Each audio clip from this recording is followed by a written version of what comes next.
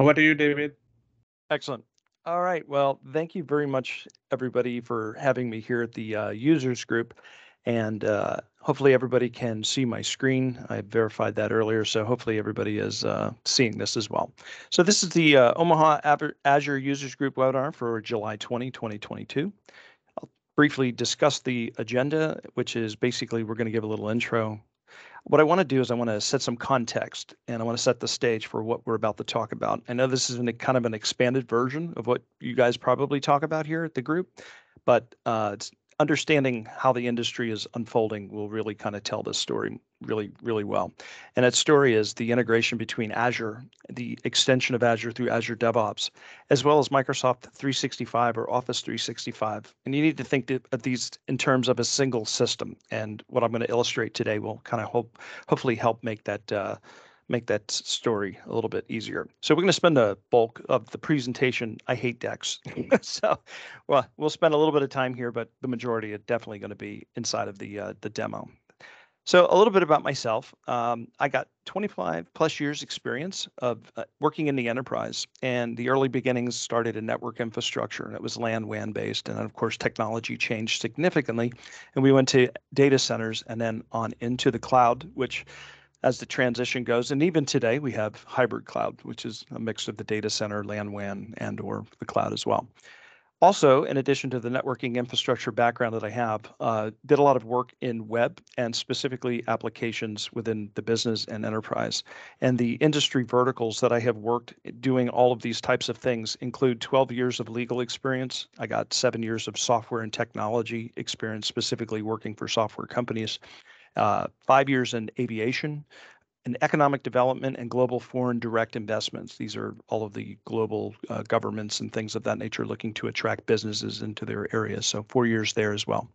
So we've already covered a little bit who's Catalyst is. I only have 2 slides, and I really just kind of want to articulate or drive home the point that really Catalyst now is about driving and accelerating outcomes for our customers. And we do that by pioneering the experiences as the customer goes through the journey of they have a problem, we have a solution, or we work together to find a solution to essentially get them to where they want to be. And we do that by 3 pillars. And essentially, we have a huge team all across the globe. And these really come down to the skill sets. Mostly everything that we do is in the cloud these days, but everybody's a subject matter expert in their own area of expertise. But then we also have a really strong business acumen. And so we really look, again, talking about outcomes and working with the business, solving problems by trying to figure out what exactly is going on and how do we really make the best outcome possible for them. And essentially being able to deliver on this as a global technology firm. So we got about 6,500 global employees, 40 offices, and 11 delivery centers. And you can read, I'm not going to go through the list, but the analyst recognition is on the left sidebar there. So again, trying to tie all this together to complete or tell the story, want to talk about this right here. The most important piece, I mean, it's all pretty much repetitively the same, but the interesting thing, I'll just pick one in the middle. The Gartner, if we go to the text to the right, and I'll just read to you briefly, it says by 2025, 70% of applications that are going to be developed within the organization are going to use this low code or no code. And this buzzword keeps popping up, but it's definitely being adopted. And essentially, on the Microsoft Power Platform, this is Microsoft's version or answer to that. And it's been around for a while. It's matured from the Dynamics 365 platform. And so we'll get into a lot of that today. But this is really the industry trend that's driving all of this. And I want to kind of tie all of this together to show you that if you're not dealing with this currently, if you're just a small company and or you're just a single consultant, you may not run into this, but eventually one day you probably are going to. And if you're in a larger enterprise, eventually somebody from the business or somebody on your team likely is going to come to you because you're the Azure expert, and they're going to start asking questions, and you may not be prepared. And I hope that this presentation is informative enough to give you at least those enough of a knowledge to reach out and either reach out to us at Catalyst or me. I put a link in the chat box for you guys to schedule a one-on-one meeting if you wanted to ask or dig in a little bit further. All right, so talking about Azure and the big picture, again, if we think about our clients and most of where all of this is applicable, most of the clients, not all, are a Microsoft shop. And what that really means is the traditional, they have an on-premise network. They have a on-premise Active Directory server in a Windows box. Then they have some router, some connection or connections to the internet. And they may have a dedicated connection with a VPN gateway straight into Azure. And in the Azure side, they have a bunch of virtual networks and machines, and all of that infrastructure is on there. And then the blending of that would be kind of your hybrid cloud kind of scenario. In the middle of it, then of course you have Office 365, and everybody thinks of Office 365 as the boring Office package suite, right? Everybody knows it. It's Excel, it's Word, it's PowerPoint, and the rest of the maybe not as popular, but rest of those stacks, depending on what licensing you have. But underlying all of that is the Microsoft Azure Active Directory, which is an extension of the on-prem, but it has a bunch of extra services built into it specifically for the cloud. And I know you guys all know that because you can't really use anything in Azure without touching some bit of Azure Active Directory to some extent or level with groups. Here's a great slide, but it's a little bit old and dated, and I'll kind of explain it. But the point that I want to illustrate here is that the Power Platform is sitting on top of the Azure stack. So these underlying services, I'll just pick Power Virtual Agents for an example. The cognitive services and the bot services, Microsoft's dogfooding their own platform, right? And they're including Azure in the platform to drive this platform as a service.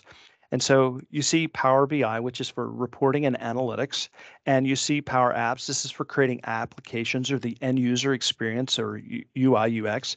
And then for automation and also some logic, when you can't do it in the Power App, uh, you'll use Power Automate for this. And then, of course, Power Virtual Agents is a chatbot essentially. And one of the things that they've done recently, this is the part that's missing from the slide that makes this a little bit dated. It used to be all encompassed under the Power Apps area, and there was two different types of apps you could do. One is a model-driven app, and that's typically the Dynamics 365 SKU. And then there's the Canvas, and this is kind of more the new modern pixel-perfect version of a Power App. They also had the I'll also call it like the little redheaded stepchild of the Power Platform because it wasn't really all that popular, not a lot of adoption. I've actually done a Udemy course on this because of that, because there wasn't a lot of knowledge out there, but it's called Microsoft Power Pages now. It used to be called the Microsoft Portals. And so the use of that was used in a public scenario where maybe you wanted to share information externally outside of the organization with partners or maybe customers and things of that nature. So there's now 5 of these in here. So Power Pages is that new 5th element in the stack. And of course, on the extreme left, we have the Azure DevOps, as well as Microsoft owns GitHub as well. So those are the code repositories. And then the coding IDEs of choice of Visual Studio or VS Code are sitting out there on the right. So one of the nice things about the Power Platform, and then this is kind of a boring slide, but one of the things that I at least wanted to show you are the connectors. And if you're not familiar with connectors are, everybody knows what the term API is. And on the Power Platform, there is literally, and if you look at the scroll bar, I think this is really kind of for context, right? Because this screen just scrolls ever and ever. There's like 300 of these connectors that allows the Power Platform to not only connect with other services in Azure or within Office itself, but also outside to third parties. And so this is really, really great, powerful stuff. And as a result of that, you can pretty much connect these apps to just about any and everything. And because of that, Azure is going to come into the play sooner or later, and you're going to have to start doing application registrations and a whole bunch of extra stuff to get some of these things to work. But in the Power Platform, those connectors are already in there. They're already pre-baked in, not necessarily anything having to do with Azure. But in the event that you can't find something within that pile of connectors, you can actually create something called a custom connector. And as long as you have an API, you have a way of authenticating to the API, you'll use a Swagger defined type style file and or a visual aid to create the connection. But in the end of the day, this is using the Azure App Service as well as environments. It's also using the Azure API management. And so all of this comes into play when you're talking about custom connectors. And on some of the larger enterprise projects, believe it or not, these are commonly used. Also, we have one customer in particular and one very big account where this is definitely the case, but it's done in a very interesting way. What they've done is they've taken all of the data and the information and put it in Azure SQL. And then what they did is they threw APIM in front of that, as well as Azure Functions, and all of that was worked. And we created a custom connector to consume that API that they created from SQL. So even though they could have just done it with a SQL connector, nonetheless, they still did do it. The reason I tell you that is because if you're working in Azure as an Azure cloud engineer, and you ran across this scenario, again, this is one of these use cases where you're going to kind of need to know, or at least be familiar enough, how you might get called into a project. So in order for me to illustrate some more context, I need to go into the Power Platform a little bit. I don't want to spend a lot of time, and I promise I'll spend pretty high level around here. But when you're developing software, typically what you try to do is you try to isolate concerns. And the first thing that you do is to create an environment just so that your developers can have free reign to kind of do everything in a non-threatening way that would disrupt the business in any way, right? And so this is going to be done in a development environment. It's very secure. It's isolated. It's in its own area. But inevitably, and sooner or later, you're going to take that information and you're going to switch environments, or you're going to need a new environment. And that one's going to be designated for production. Now, in a real world or use case scenario, this gets much more complicated. But again, keeping it simple, I just want to keep it with development and production. So with the Power Platform, there's this thing called ALM. This also exists in traditional software as you're developing applications. And ALM stands for Application Lifecycle Management. And so what we want to do is we want to manage applications through this process of moving things around from the development to the production area. And so essentially, that's the goal, moving it from the left side of the screen to the right side, and which is essentially designated as prod. Now, in order to move applications, we don't just move applications in the Power Platform. Now, you can do it that way, but it's not advised. It's not necessarily a best practice, because inevitably, sooner or later, you're going to add two or more things. And when you start adding multiple stuff, it gets really complicated. So what we do is we put these applications in a box. And with whatever you put in the box is really easy, because you can have 15, 20, 30, 80, hundreds of things in this box. And so all you do is move the box from point A to point B.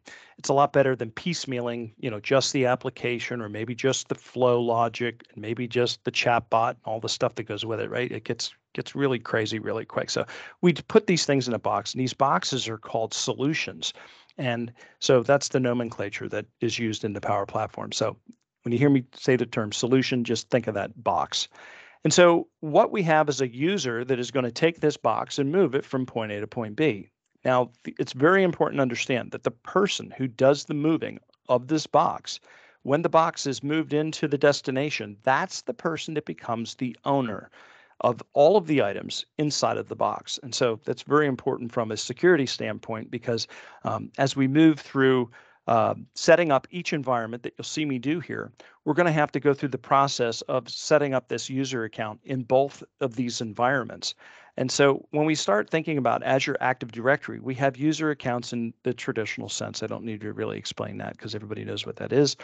But in the context of thinking about terminating employees, or people leaving or retiring or winning the lottery, or however they come and they go, the bottom line is that users are not permanent. So what you need is kind of a permanent solution. And usually the go-to standard would be, let's create a user account, but let's designate it as a service account. Problem with service accounts, they're kind of insecure because they're shared accounts, and the golden rule in security is never share your password, right? So service accounts kind of definitely break that rule, because you got a handful of trusted people that you give the password to. One person in a group leaves, you change the password. Anyway, it's just absolutely crazy. So you may have done this already. You use something called a service principal. And so this is a little bit more secure. You can use security certificates, or just what's called a secret.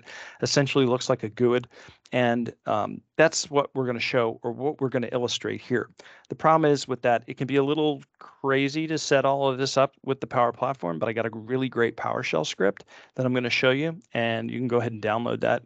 I got it in the repo in my repo on GitHub, and I'm going to share that all with you. And so we're going to kind of walk through this process. So to not get into it very heavily, but I want to show it, or at least illustrate visually what all of this looks like. In a real world, you may have a development environment, a QA or test build environment, and then of course you'll move into the production environment. And this is usually the minimum standard in the real world. And so I'll show you, if we have enough time, or if folks want to see it, how to take a Microsoft Power Platform application, and inside of the Power App, with a new feature that's in preview, just came out a little while ago, we're going to show you how to connect this into Azure DevOps in the Azure repo. And so within the Azure DevOps environment, you have these things called boards. If anybody here has used Jira, it's very similar to that. Otherwise, if you use Azure DevOps, essentially this is a way you create a backlog, you create sprints, and your development team works in this environment. And then one of the things I'm going to show you today, and I also in this repo, I have a template for Azure DevOps. I'm going to show you how to import it.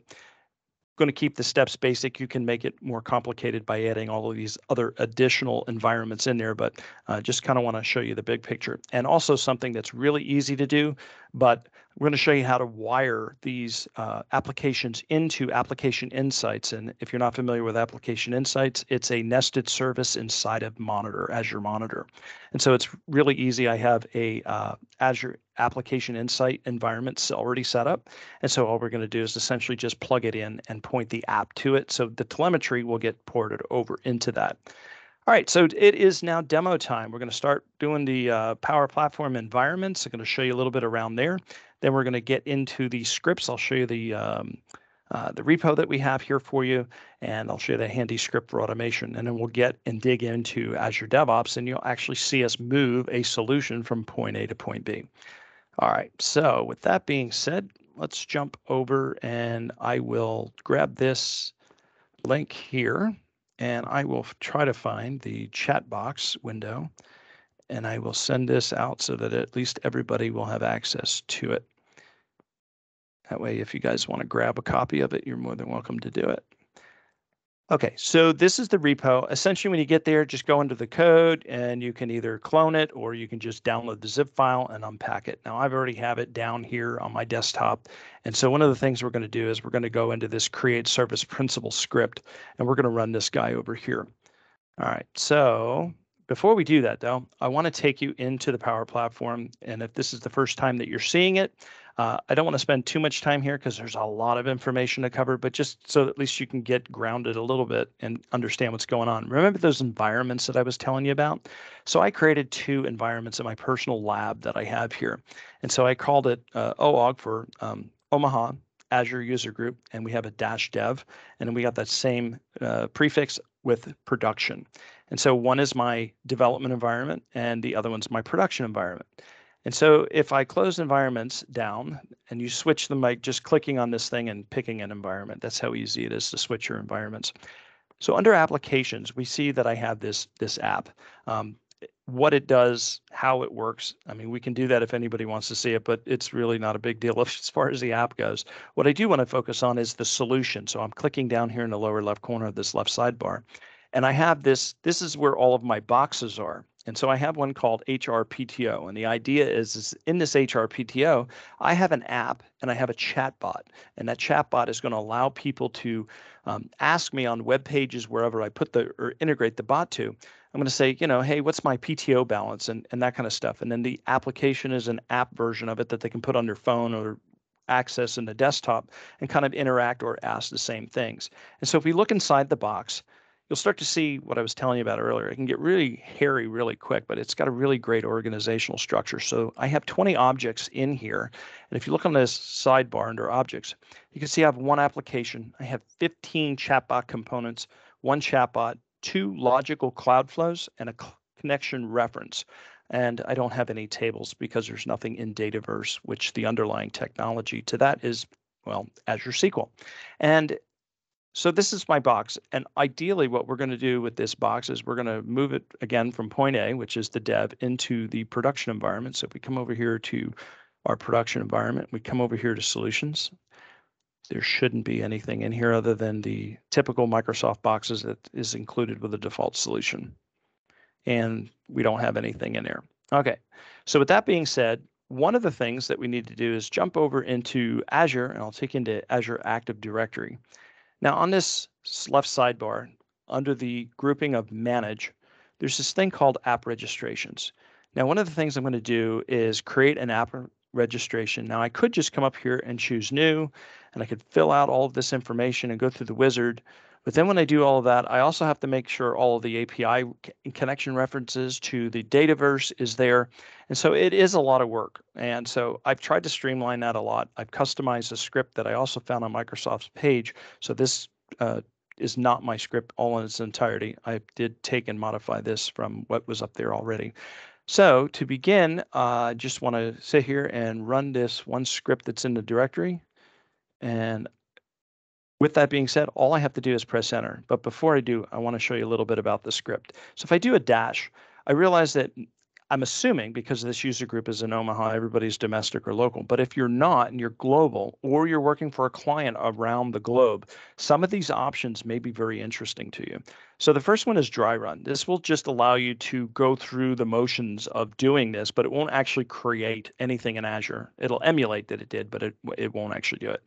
The other thing you can do is pick an Azure environment, okay? And so in that, I also have modified this so that you have which cloud you want to use.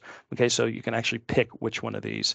And so there's a whole bunch of additional references in here, and I think if it's not cached, yeah, okay, so if you prefix this with get help and then do a dash full, baked into the script at the beginning of it, I have all of the help instructions, so you can kind of read through that as well as some examples, and it kind of goes through what each one of these do. If you know PowerShell, you're more than welcome to go in and modify this script yourself. But in any event, like I said, if you're simply just following along and you're here domestically and you just want to go ahead and do it, let's go ahead and run this. And so what's going to happen is two things. A, it's going to try to authenticate you with Azure Active Directory. And then what it's going to do is it's going to prompt you again a little bit further down the script. But this second prompt is for the Power Platform. And so you have to make sure that you are a Power Platform administrator or global admin if you're running this script. So don't try to run this if you don't have the proper permissions for the Power Platform. I'll take you over into Azure and I'll show you the role that you need to put yourself into. But let me first finish filling this out, and I can't seem to type and talk at the same time. So give me just a second. Whoop.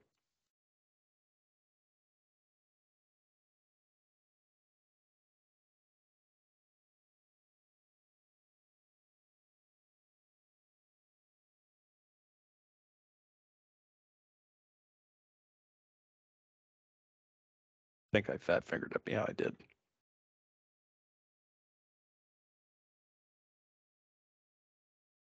Okay, that is the Azure side of the house. And now we're going into the Dynamics 365 Power Platform. I'll go ahead and pick this, which is the second and final prompt. And now there's some really great information on the screen that we're going to need to capture off. Okay, specifically, we want to grab out these tenant ID all the way down to the client secret. So I am going to take this information and I am going to paste it out here because we're going to use this repeatedly a little bit further down in the demo. The other thing to do is to note the name of what was just created. So I'm going to also copy this out so that everybody can see it. And one of the things that we now need to do is check Azure Active Directory, and we need to look for this user group. And while we're there, I'm going to show you what that role is that I talked about earlier. So let me go back to Azure Active Directory, and if I click All Applications, there it is. I do see it there. So 193219. 193219. Okay, so those numbers match up. That is, in fact, the account. So let's go ahead and dig into this because this is what I wanted to show you, or some of the things that I wanted to show you. These are the API permissions that it also adds and generates for you.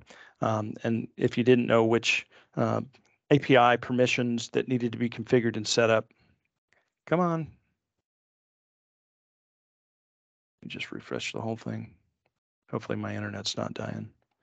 Okay, there we go. All right, so these are, essentially all of the pieces that need to be put together. You need to have graph. This is the Azure Power Apps runtime service. This gives you access to the Dataverse, things of that nature. So this is already done in the script for you, so you don't necessarily have to worry about that. But let's go back out to here because one of the things I wanted to show you in Azure Active Directory under roles and administrative areas. So we just search for Power. This is the Power Platform Administrator. So make sure that whoever's running this script that you just saw me run is in this role. Now, I'm a global administrator on the tenant, so I don't need to be in this role if you're wondering why am I not in the list. But if you're a global admin, you're fine. If you're not, but you need access to run the script, then you're going to have to make sure that you set people up in the proper Azure area. Okay, so hopefully everybody's starting to see, even though I'm dealing with the Power Platform, there's a lot of heavy Azure components to doing some of this stuff. All right, so with that being said, I now have the account. So back earlier in the PowerPoint presentation, I also shared with you that within each environment, I now need to set up and give permissions to it. So I'm on the back end of the Power Platform Administrator. So I'm here now, but let me show you how to get there. From this other experience that you saw me in here, where we were dealing with the solutions and you saw me in with the applications, to get to the Admin Center, you simply click on this cog and you come over here to this link called the Admin Center. And so that's how we're getting there, if anybody's wondering. All right, so here I am in the Admin Center, and then on the left sidebar, because you'll land here at this page, you just click on this environment area, and that's how I got to this screen. So with that being said, what we need to do is we need to add this account, this service principal account, and we need to add it into each one of these environments. So let me click into the dev environment first. I do need to do a little bit more copying and pasting. So I'm going to copy out this link address, which is this environment URL. And so right now we're in the dev environment. I do need to notate that because we're going to need this for Azure DevOps. And so I'll put that in here. All right, so with that being said, I've got this copied out. So now what I need to do is add the user.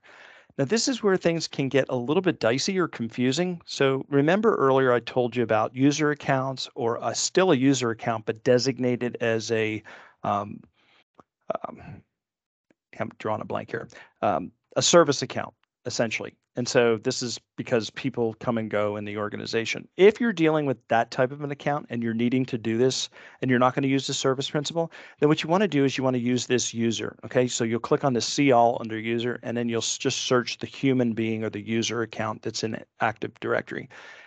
But what we're dealing with here is what we're talking about is adding, I got myself a little spun around here. Got to go back out. What we're talking about is adding a service principal. And the way to add the service principal is a little bit different. You have to come down to this S2S apps. And so what this allows you to do is to add application users. So what we're going to do is we're going to set up a new user, and you do this by first clicking an app. So the nomenclature gets a little bit sticky. So app registrations, AKA service principals, are very synonymous and they're almost one and the same interchangeably. The main difference is that the application registration also kind of referred to as a service principal, but it's a one-to-many relationship, meaning in this one particular tenant, I've set this up as an app. And so in other tenants, I could also do other service principals, but tie it back to this main tenant. It gets a little bit confusing to get into that, but that's really more of a Azure really heavy IAM type of scenario or setup. But for what you need to do to integrate this, just simply pick that service principal that we've created earlier and choose add. Now, because it's a brand new environment, there's only one business unit. Business units get another, this is another 6 layers to the onion deep, so we don't want to go too deep into that. But essentially, out of the box, you should always have one business unit. The roles by default, there are many or several of them, but the one that you need is all the way here at the bottom. You want to make sure that this service principal has system administrator access, okay? And if we're talking about best practices, because if any of you are here for security or in Azure security, kind of looking to see how this works, maybe a best practice that you may want to implement is create a service principal for each of the environments. That way, God forbid, somebody did get a hold of the secret that I'm illustrating here today. Then they'd only would maybe get into one of the environments, hopefully not the production environment. But in this example, we're using one service principal account, and we're going to give him admin access that you see me doing here because we're going to do this to the other environment. You may want to create 2 of those. but entirely up to you. It's a little bit more secure of a strategy, and it could be considered a best practice if your organization is definitely looking to create things to the, a higher level of security. So with that being said, I'm going to go ahead and add this one system administrator role, and I'm going to repeat this same process again, but we're going to do it in production. So this usually doesn't take but a couple of seconds. Okay, good. So that is now done. I'm going to click along this breadcrumb trail, and I'm going to click out here to environment. And now we're going to switch over into the production environment. So same thing, I'm going to copy out this URL, copy the link address, switch back over to here, do this as prod equals, and I'll put that down. All right, so now you see that in the beginning, well, I shouldn't have clicked on that.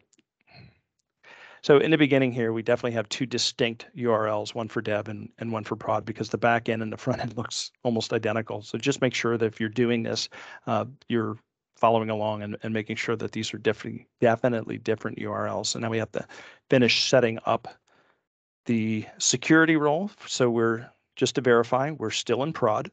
And then we want to add that same service principal. And again, if you were following along with a more secure version of this, you would run that script again to create a second one, and you could create that. Now, inside of my script, you can change how the naming convention happens. It's around line 265, I think. But go ahead and download that and look right around the line about 265, and you'll see where I'm creating that naming convention. So it's essentially a hard text script concatenating with a dynamic way of grabbing the date timestamp, essentially, is what this is. All right, so I'm going to go ahead and add that. Let's go ahead and add the one business role, and let's add that administrator, system admin, security role. So we'll be moving along through here. Click on through that. And now basically the heavy lifting on the Power Platform side is done. At this stage, once this gets done, that heavy lifting is pretty much complete. So just to review, I've got all of the information that I have from the script here. I don't need necessarily the name so much anymore. And I have the URL. So now we're ready to get into DevOps. And so to do that, we'll just go over to DevOps. Now I have a very fresh, blank, vanilla Azure DevOps because I want to take you through the different pieces of this. So I'm going to set up the project first of all, and I'm going to walk you through step by step and take you through some of the better or best practices to help you avoid some problems that you might have down the road. So make sure you kind of follow these steps. It doesn't really much matter what we do this. Let's see, Oklahoma Azure user group. We'll just call it that. Public, private, that's all good. All right, so I created a brand new project. And so what this is going to do is create an instance of a project. Project could be a team or department or however you want to structure it. But in any event, we now have a board. We now have a place to create backlogs. We now have a repo. And this is one of the first things you want to do. Go into the repo and you want to initialize this repo because we need to create a main branch, especially because one of the things that we're going to do later in just a few moments is essentially we're going to have to tell it what branch to use. And right now there isn't a branch established. So that's what this is doing. This is helping us not get too far down the road and then have to circle around and come back. So I've initialized the main branch, and essentially all it did was create a README. And so at this point, now what I need to do is I need to go into the project settings, and I need to set up some connections using that service principal account. And what I need to say is I want to designate two connections, one to the production environment, one to the development environment. And then we're going to import a template that I've created for you guys. And you're going to need to be able to leverage that and the connections that I'm showing you here.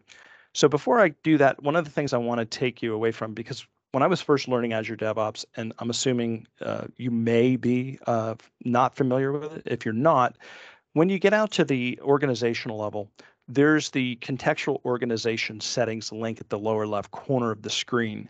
Now, when you get into a project, this gets very different, right? So now this contextually changes from organizational settings to project settings. So if you get spun around and you can't find what you're looking for, just make sure contextually to say, okay, am I at the org setting, which this breadcrumb trail at the top will let you know at the very beginning, is the organizational level. Whereas if you're clicking into it, you'll wind up going into the project. So one of the things that I need to check on is to make sure that I have the Power Platform build tools And this essentially is a plugin or an add-on. I forget the exact nomenclature. Let's see where it is here. Extensions. All right, so these are called extensions, and I do not have it here. So one of the things I need to do is browse the marketplace, and I need to make sure that I'm going to use the Power Platform build tools, and we're going to install this because this is the piece that we're going to need.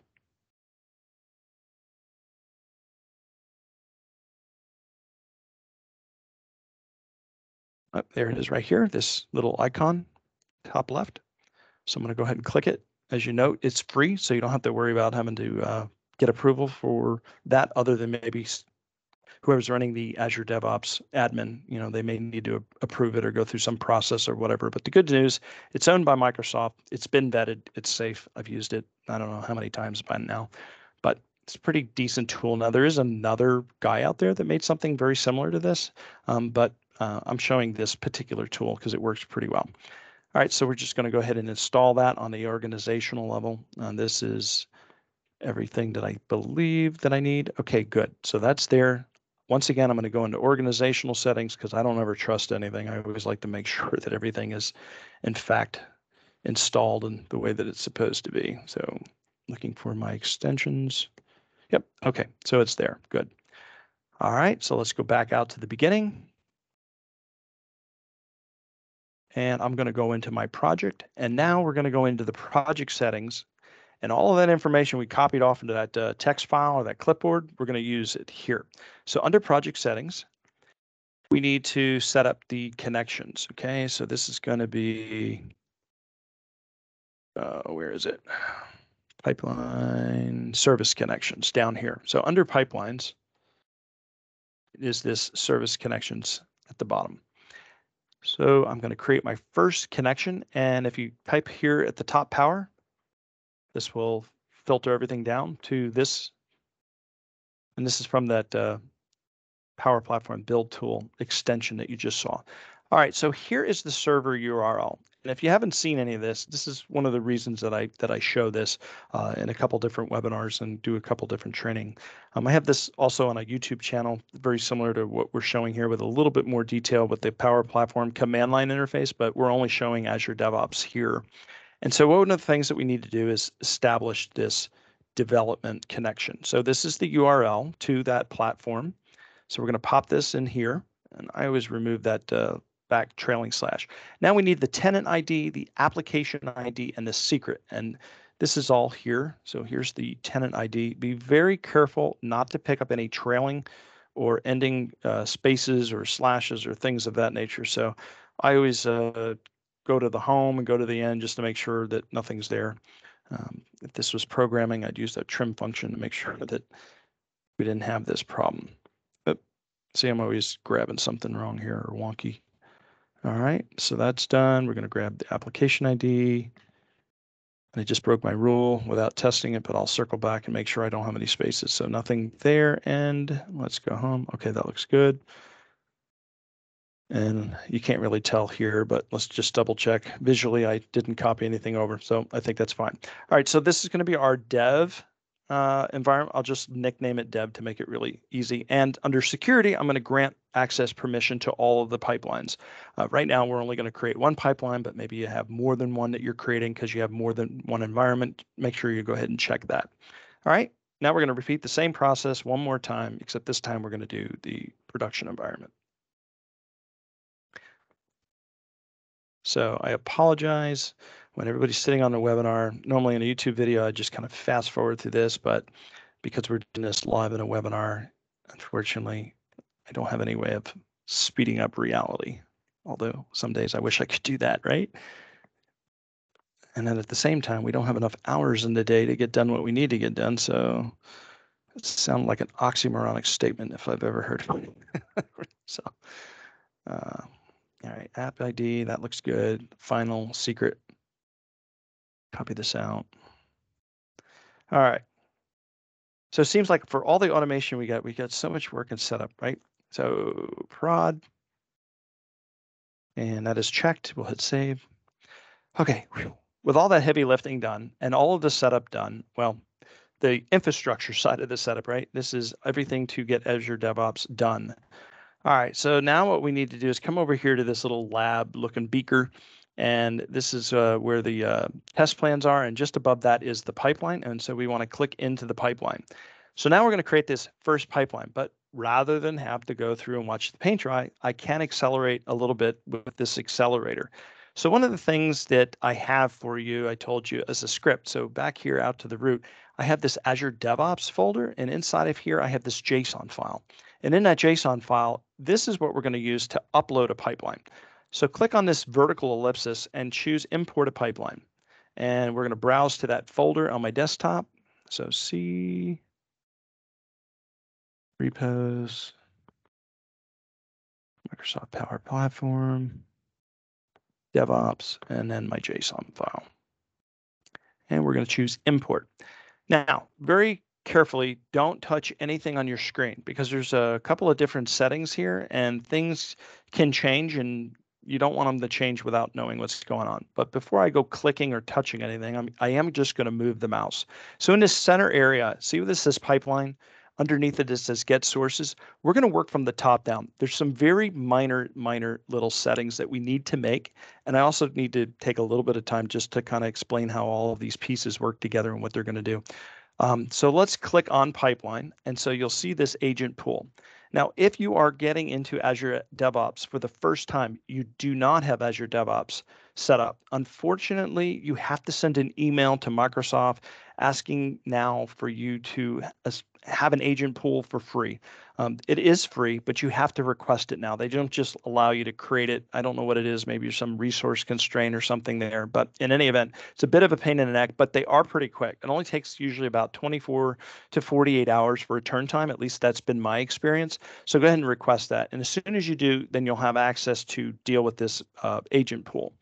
All right, so I'm going to use the hosted Azure Dev Pipeline. And so what this is that it's kind of like a little Docker thing I think they have running in the background where they create all these virtual machines that run up on the fly. In any event, for the agent specification, I always just use the Windows latest for this option. Okay, so now pipelines is configured and set up. The only sticking point again is this agent pool. If you're just setting it up, you will have to send that request out. And it will give you a link in the error saying you don't have it, you need to send an email. It won't give you the email link, but it'll send you to a web page that you can do all of that information and send that request in. Okay, so now I'm here under the getting resources. And remember when I told you to initialize the repo? This is where this would have bit you in the tail if you didn't do that first, because when you got down to this area right here where this branch was, that option wouldn't be there for you. So with that being said, all of this is good to go. There's really nothing to do. It's taking all of the defaults and all of that's fine. And we'll come down here to the agent job and all of this looks good. And now let's talk a little bit about each of the steps, not in great detail, but just enough so that you know what's going on. So here's the Power Platform installer. Every time you create a pipeline, you need to, and you're going to use this tool set, you need to run this install. Because again, it's like a Docker virtual instance. It lights stuff up dynamically on the fly, but these don't persist. These machines don't stick around. And so unfortunately, this is why you have to run this installer, because once you're done doing this pipeline run, the machine gets destroyed, it goes away. And so you have to do this each and every time, install it. So make sure that you always put this first in your pipelines if you're going to use this tool. This next one is disabled. If you right click on any of these, you can enable and disable these. I use this as a troubleshooting step. And so what this will do is I can disable everything else and just enable this. That way I don't have to run through the whole pipeline. The only purpose of this is to make sure that my service connection is working. So here it's complaining that I don't have a service connection. And remember dev and prod that we set up earlier? This was the purpose for that. So I'm just going to set that to dev. And we need to do that same step that I just did here for the subsequent steps below. So this is basically saying, I'm going to set the version. I'm going to hop back over into the Power Platform experience real quick because I want to show you under solutions. Let me close this window here. I'm in the wrong environment in the production. I need to switch over to development and then go to solutions. Okay, so here's my HRPTO. One of the very important things to notice is that there's a version here. Okay, so that's what we're talking about when we're dealing with this in Azure DevOps. So if I switch back over to Azure DevOps, that's what this is talking about. This function is going to set the version, and it's going to do it dynamically inside of Azure DevOps for us. And I have to say, where is the source solution that I want to set this version on? Well, right now the source is dev, because we're going to go from dev and we're going to destination or end up in prod. Okay, so this is how you're configuring it here. Now this is built into the template. You don't have to worry about anything else, all the settings below. Okay, this is some dynamic variable stuff. I'll just go ahead and leave that there for now. Now what we want to do is we want to export to solution. So where are we coming from? Again, development is where we're coming from. So we're going to choose development. And now what we want to do is, after it's exported, where do we want to end up? Where's the destination? Where are we going to import it into? And so we're going to import it into prod. Okay, so now we've got that set. And what all this is doing down here, this is, again, baked into my template. This is the artifact drop. It's taking a snapshot of the zip file that gets exported, and it throws it into Azure Storage. And I believe on the free plan, you get 2 gigs of storage. So I've got some jobs. Actually, I don't, because I destroyed it, so I will have to set this back up again. But there are some jobs that you can do to prune this artifact drop to maybe only keep the last so many runs or whatever. But anyway, just know that you do have a limited amount of space. You can buy more. Azure DevOps can be free and a great solution, but it can incur and will incur some costs if you don't kind of monitor and or watch what's going on. So enough talking. That part, or this initial part, is done. There's only one last thing to do, and that's to come over here under variables. And now what we need to decide is, what are we going to do for version numbering? So I can change this, or I can leave this the same. I am going to change this just so that everybody can see what's going on. I'm going to do 1.33.22. Okay, so everybody just remember that number. The last octet, or the last area, is going to be the revision number, and this is going to get set automatically by Azure DevOps. Now the solution name is the name of the solution that I want to move. Okay, and this is, again, from development. What is the name of the solution that I want? So here is HRPTO. You might think to grab this display name from the display name column. Do not do that. We're dealing with code, so we need programmatic friendly names. And so this has got spaces in it. This has its own nomenclature. And as you notice, especially if you're copying out something else like this, it may have a very, very different name. My name is pretty similar, but long story short, make sure you grab the name from the name column. Do not grab the name from the display name column. So I'm going to take HRPTO and I'm going to copy that out. We're going to come back over here into Azure DevOps, and we're going to paste this guy in here. All right, so that's now we're definitely done. Everything is good to go. And as far as the options are concerned, here is the build number and the revision. Okay, these are tokens or token variables native to Azure DevOps. If you want to learn more, click on this little icon up here. And then if you click on this more information, it will take you to a really great page. And if you scroll down to where tokens is, here's the token. This explains what it does. And so you can really figure out what's going on. A lot of great power. Way too much information to cover in this webinar, because we're already running probably going to be a little longer, coming up on almost an hour, and I've got about an hour to show you everything here. So with that being said, all of this is done. I need to save this, and I'll just go ahead and save it off the way that it is. And at this point, I could actually have saved and run, but I'm going to come back out here to pipelines. There's no runs yet, and let's run the pipeline. And fingers crossed, everything works good and we don't have to troubleshoot anything. All right. So I'm taking all of the defaults, not doing any fancy thing here. We're just going to let it run and we're going to see what happens. All right. So we see the status is queued. We can actually go in and watch this happen. So I'm going to click into it. And so we automatically got an error. And let's see here. Hosted parallel. Oh, shoot. Shoot. All right. So one of the things, I had this all set up. And because I had this set up, it looks like I'm going to need to set up another hosted parallelism thing, because it has been granted to another organization. I changed the organization to Power Platform. I had it under some other personal name. So as a result, I now myself, I have it set here, but the problem is it's set to the other following organization. And I don't know that I'll have enough time to research and figure all of that out. Nonetheless, this would have run step by step by step. It would have gone through This, as a matter of fact, I do have this recorded, and you'll see it in the recording if you watch the ALM Power Platform Masterclass YouTube video. Fast forward all the way to the end to see just this little bitty piece. This is before I changed the name. I probably should have ran one more test before the demo, but nonetheless, it looks like I'm going to have to send off another request to Microsoft to allow Power Platform to use what they've already granted to me for free and essentially transfer that. So I do apologize for that. With that being said, assuming that this worked just fine, does anybody have any questions? Because I went really, really fast because it was a lot to unpack in a short amount of time. And so if you have any questions, I'm definitely more than happy to answer those. And I see some number 3 down here. Let's see if there's stuff in the chat window. I don't see anything, David, on the chat. So if anyone has any questions or comments, feel free to unmute yourself.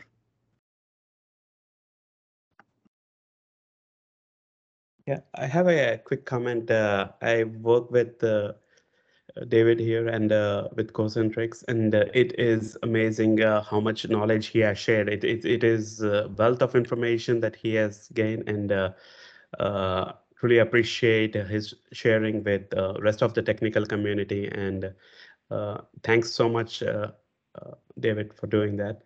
And also, if anybody is interested, Concentrix is looking for talent all the time. So feel free to reach out to David or myself.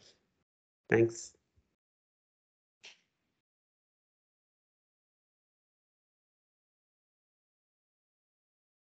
I believe there's a question on the chat.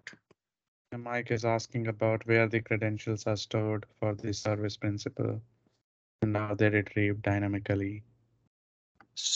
So is he asking where they're stored inside of Azure DevOps or where they're stored within the Power Platform? Because if they're on the Power Platform side, everything is kept in Azure Active Directory, so everything is there. It's just leveraging that through the native roles that we set up over here in the admin side. As far as where Azure DevOps physically stores it on their side, I don't know how they keep data at rest or where the reference for the project settings are stored. I'm assuming all of this in the back end is either kept either in a Cosmos DB or some sort of Azure SQL. I'm not really sure that I would actually have to reach out to Microsoft to ask how they or where they store that data. So long short, I don't know if it's Azure DevOps. It says he has issues with his audio, but I think his question was more towards where the service principal is stored in Azure DevOps, but I might be mistaken. But I think that answer, David, the answer you gave was good enough. Yeah, so the physical place where you store them to enter them and store them is here where the data at rest sits. Obviously it's stored out either in a file or in a database or something on Microsoft's side. But that's an Azure DevOps engineering question that I don't know how they've got that set up. And you can also just use regular user accounts too as well. Now, Azure DevOps, I do know, is highly integrated into Azure Active Directory, but I do not believe the way that we put the service principal information out, especially with the secret, if it was a direct hard integration, I should have just been able to, just like I did in the Power Platform, search for that service principal name, and I wasn't able to do that here. So there's definitely just a reference stored out in some API call that I'm assuming they're making on the back end. Yeah, I second to that. I don't think it's stored anywhere in Azure DevOps. It would just be a reference. And these service connections are just not limited to service principals in Azure DevOps, as David was pointing. It could be any other user accounts. It could be connection to any other service. Yep. So when you're creating service connections, I mean, you literally have all of these options in here, and one of them, like the Azure Classic, I think this will use a directory. Azure Resource Manager one is the one I believe so also uses the same. Yeah. Cool. Mike, if you have anything else, you might post a comment on the chat and David might come back to that. Likewise, if anyone has any other comments or questions, feel free to unmute yourself. And one thing I think it's fair to say too is just because I showed one way of doing things in Azure DevOps, Microsoft always has 5 to 6 ways, it seems, to do something. So I do not claim to say that this is the only way to do it. This is one way to do it. And you did share the GitHub repo, which has, I believe, some of the scripts that you were using. So if anyone needs access to those, Yep. they can check it.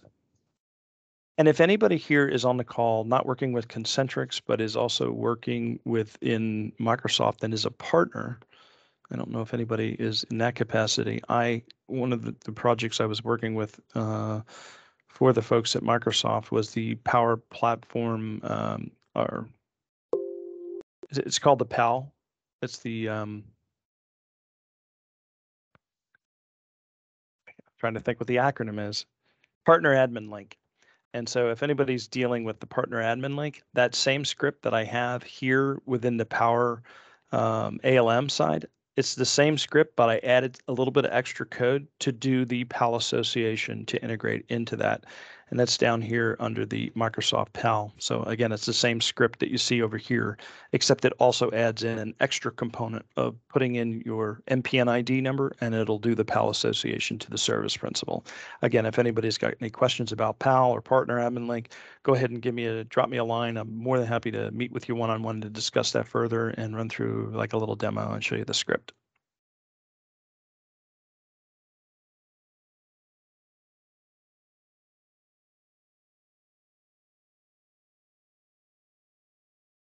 David, just one question. This is Akash.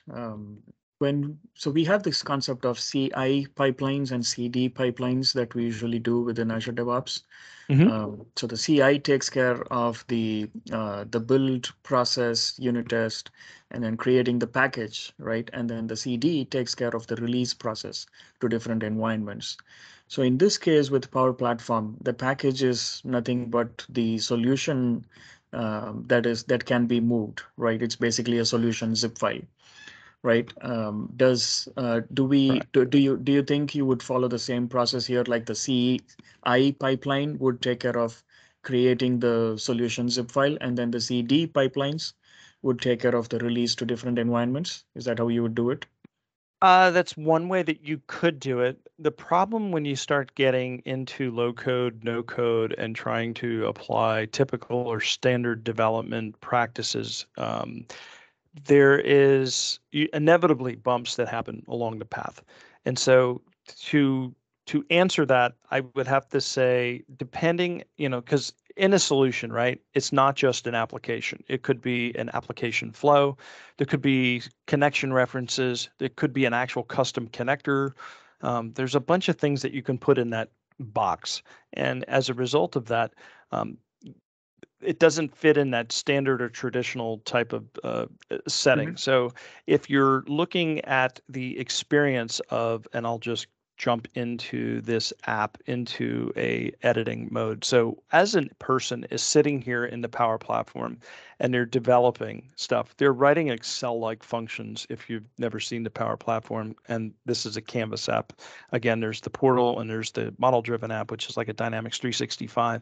So this is the experience of dragging and dropping. And so here is essentially some really plain English.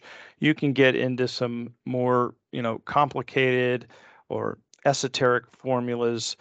Like these are just really, really, really, really simple stuff. Let me just click through. And so here's maybe a little bit more of a complicated one. Come on, click here. Anyway, but the point is that what we have is Excel-like functions. And so this is all well and good as far as the app, but nobody ever sees any code. What actually sits on the back end of this thing.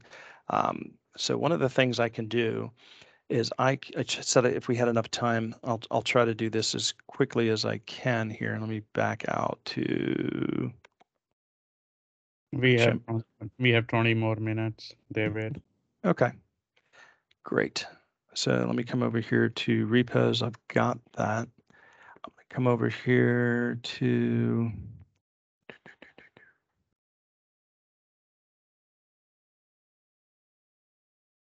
personal access token. I'm going to get rid of this. Do a new token. Just call this demo. I'll give myself 90 days access, and to make things simple, we'll just go with full. Let me get my token. I'll come back over here. I'm going to copy this out.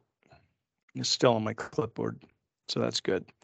Let me go back into the Canvas app, and under settings for upcoming features, I think it's under Git. Yep, show Git version control. Turn this on. Now this thing shows up over here on the left side because when I turn it off, it disappears. So this is an experimental feature. It is baked in and it seems to work pretty well. I usually showed people not to do this way because before this was available, the only way to do it was the Power Platform command line tool interface, and you could use Azure DevOps to do some of this stuff as well. You could take the solution, unpack it, and then grab the app and then break it apart and unpack that as well. And you can integrate it with some PowerShell scripts because some of the Power Platform command line tools were missing some functionality. But in any event, so the Git URL repository is going to be over here.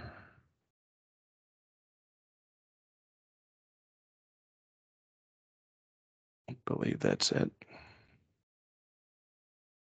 Main branch, directory name. Just call this test app. Me.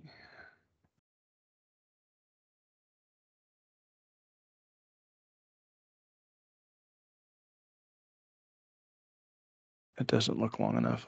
Copy that again, just in case. Yeah, much better. And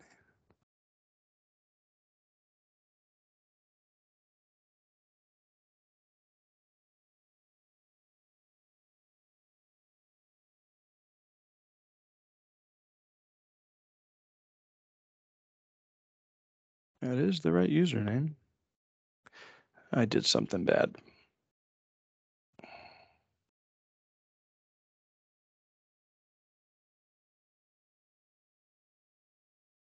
Got this.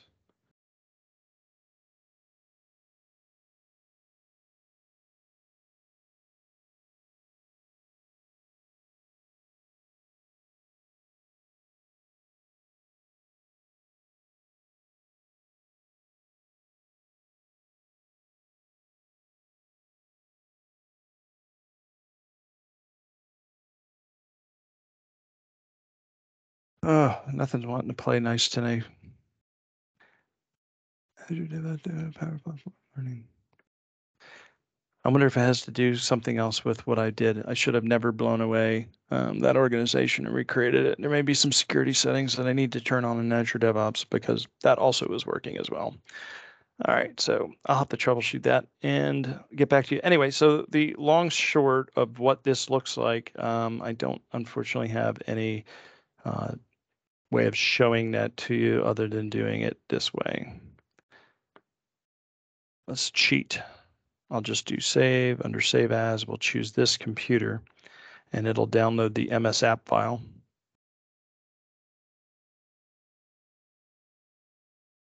And the MS app files, here's a trick.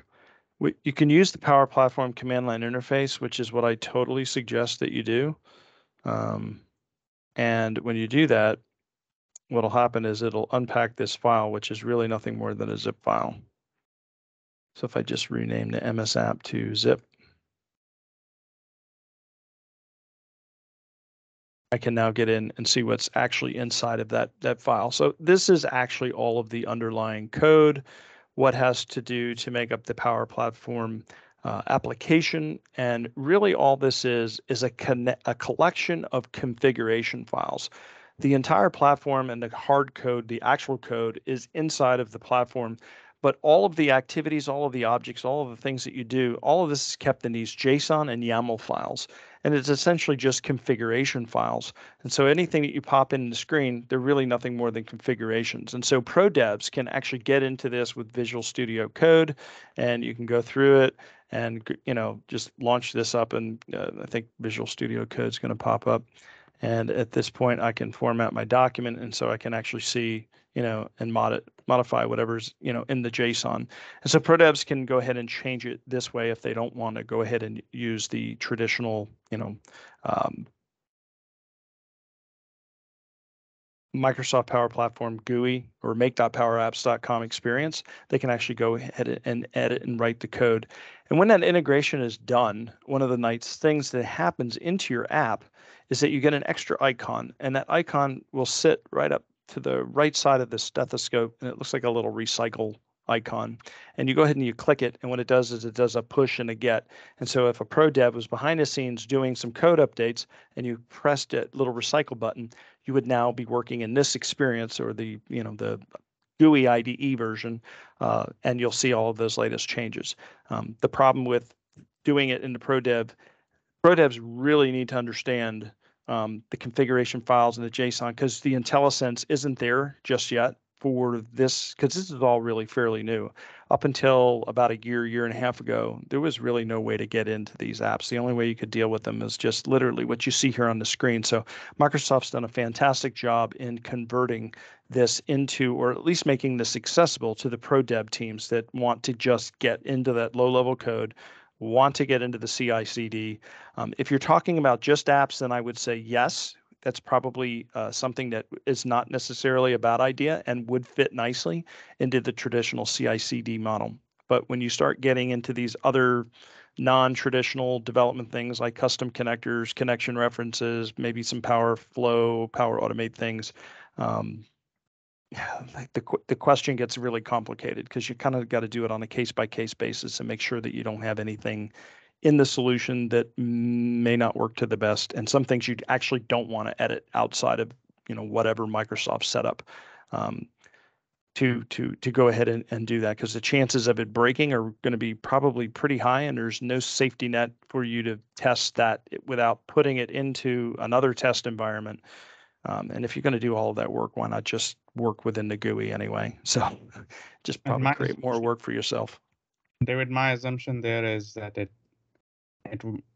quotient makes sense when we are working on classic pipelines, but as more and more organizations move towards YAML-based pipelines, it will be different stages in that YAML, and how you handle that, it would not really make much difference if we keep everything in same stage or different stages.